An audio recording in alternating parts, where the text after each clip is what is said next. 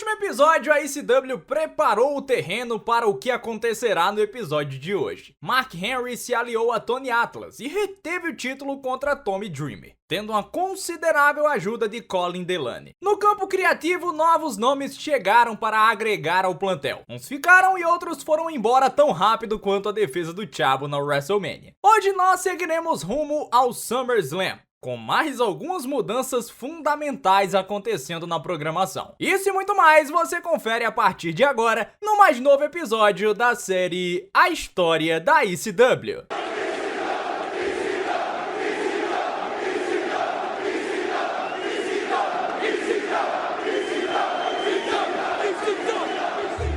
No dia 22 de julho de 2008, exatamente no dia do primeiro show da ECW após o The Great American Bash, a WWE sofreria uma mudança que impactaria a programação até hoje. A empresa anunciou oficialmente que a partir daquela data, toda a programação exibiria a classificação PG, o equivalente à classificação indicativa livre aqui no Brasil. Isso mudaria a classificação do Raw e da ECW, já que ambos estavam como TV14, TV14. O SmackDown, com uma filosofia de buscar shows mais orientados para crianças, já estava com um programa PG. A ideia por trás deste processo era fazer tudo ser como o SmackDown, trazendo um produto mais amigável para que a família toda pudesse assistir. Não necessariamente fazendo tudo virar pastelão, mas focando mais em personagens e histórias e menos em momentos que chamariam a atenção pelo absurdo, como a quase morte do Vince McMahon, com um negócio caindo em cima da cabeça dele, como eu contei aí uns episódios atrás. Essa estratégia tinha planos claros de mudar a imagem do Pro Wrestling diante dos patrocinadores. Nos anos anteriores, a maior paranoia do Vince McMahon era entender os motivos porque ele não conseguia patrocínios das grandes empresas de carro. Ele não entendia porque ele tinha uma grande audiência compradora de carros e nunca foi visto pelas empresas como um investimento seguro na área de marketing. Para o Vince, se ele conseguisse reverter essa visão a partir da indústria de carros, novas empresas de outras áreas naturalmente apareceriam com dinheiro para ele. Com mais dinheiro de patrocínio, o Vince queria impressionar as emissoras de televisão e afastar de vez o risco de ter que tirar os seus principais programas do ar. Por falar em shows, vocês lembram que existia um plano de colocar o Raw junto da ECW, que eu vinha comentando há um tempo, né? Então, mudaram tudo. Era uma mudança que no final das contas não fazia sentido nenhum e que iria minar completamente a participação do plantel da ECW em house shows. Então essa união traria uma perda para a ECW e um ganho mínimo para o Raw. Ganho mínimo para a ECW e perda para o Raw em vias contrárias foi o que aconteceu nos momentos finais do Raw de 28 de julho de 2008. Mike Adamle foi anunciado por Shane McMahon como o novo gerente geral do Raw. Foi como jogar de surpresa uma caçamba de barro no público de Washington, que não só foi surpreendido, como também morreu. Quando Mike chegou à WWE, queriam colocá-lo num show pequeno para aprender as manhas e eventualmente vir a substituir o Jim Ross. Um pequeno detalhe é que ele é 2 anos mais velho do que o Jim Ross, então eles iam aposentar o Jim Ross para colocar alguém mais velho. Esse sinal aí dele sendo GM mostrava que simplesmente eles haviam desistido totalmente dessa ideia. Para o lugar de Mike Adamle, Todd Grisham, que estava trabalhando nas gravações do show televisionado da FCW, assumiu como narrador da ECW. Pouco tempo depois, no meio do imbróglio contratual entre Mick Foley e a WWE, o Taz foi chamado para ser o comentarista do SmackDown, e lá ficou em definitivo. Para começar o mês de agosto de 2008, a dupla de comentaristas era Todd Grisham e Matt Striker, na época lutador do Raw, e esse acabou sendo o pontapé inicial dele na vida de comentarista. No comando criativo, Ed Koskey assumia como principal escritor da brand,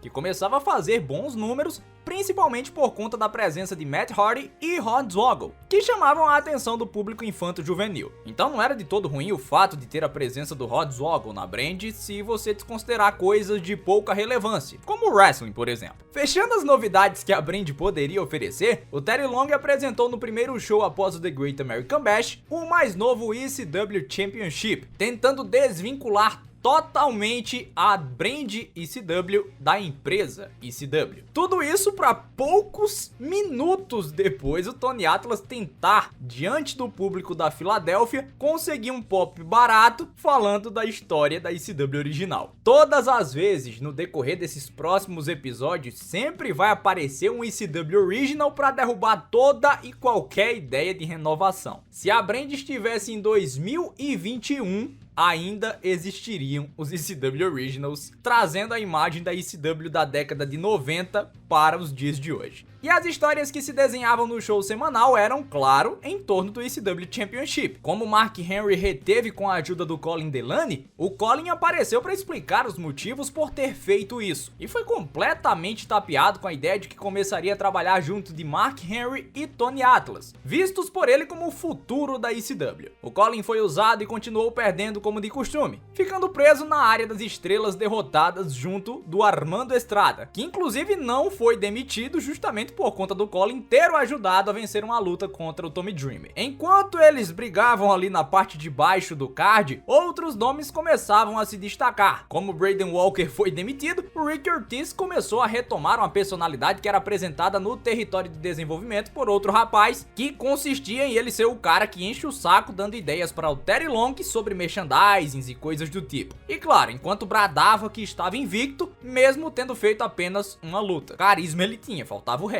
No meio da diversão, muito se questionava sobre como Finlay estava se sujeitando a um trabalho tão bizarro quanto aquele com Hornswoggle. E isso foi transformado em história com o Mike Knox, que com essa aparência de Ole Anderson, parecia querer voltar aos trilhos dentro da empresa. Ele dizia que quando você fica muito mole nesse negócio, acaba virando um alvo. O Finlay, apesar de ficar dançando com um anão na promo do SummerSlam, não era um cara mole, era um cara muito sério. E essa rivalidade começou a esquentar os tambores aí rumo ao SummerSlam. Já na área que importa, que é a do novo ECW Title, o adversário se decidiu com uma 4-way match que tinha o Finlay, o John Morrison, The Miz e Matt Hardy. Seguindo o que estava programado, o Matt Hardy venceu. Depois venceu o Colin Delaney também, que foi colocado pelo Tony Atlas como o cara que cansaria o match para o confronto do SummerSlam, e isso que ocasionou o Mark Henry atacando ele, enfim. E depois desse princípio de construção maravilhoso para o maior show do verão americano, eles promoveram um dirt sheet em que o Miz e o Morrison entrevistariam os adversários. Mas na realidade eles fizeram uma paródia, assim como fazia o Conan O'Brien, com muita comédia pastelão e piadas gordofóbicas. Depois desse verdadeiro episódio da turma do Didi, o Henry e o Hardy se uniram pra bater nos dois. Na semana seguinte, Matt Hardy e Mark Henry derrotaram The Miz e John Morrison numa luta que ficou famosa porque o Hardy aplicou um side effect no Morrison, o juiz abriu contagem e o Morrison não deu kick out. Nessa época, os juízes eram premiados por dar de kill ou por fazer o correto. Então o Wes Adams fez exatamente o que manda o figurino. Se o ombro tá no chão, então tem que contar. Todo mundo ficou confuso, Matt Hardy foi levantar o braço do Mark Henry e tomou um World's Strongest Slam. Essa foi a construção, maravilhosa, né? Inclusive o Wes Adams foi premiado com a demissão e chegando no SummerSlam, o Matt Hardy aplicou um Twist of Fate logo no começo do combate e foi pra contagem em cima do Mark Henry. Tudo isso para o Tony Atlas interferir e causar a desclassificação. Nada de mudança de mãos no título. Matt estava sendo atacado até o momento em que o Jeff apareceu para socorrê-lo. Os dois deram um suplex no Mark Henry e essa história continuará. Mas continuará no próximo episódio da série A História da ECW. É isso aí, pessoal. Agora vamos para o pós-SummerSlam. Será que o Matt Hardy vai se tornar ECW Champion em cima do Mark Henry? Difícil, hein? Mas já estamos caminhando rumo ao fim de 2008. Será que a ECW vai ter contrato renovado? A gente vai ver aí nos próximos episódios. Like, inscrição.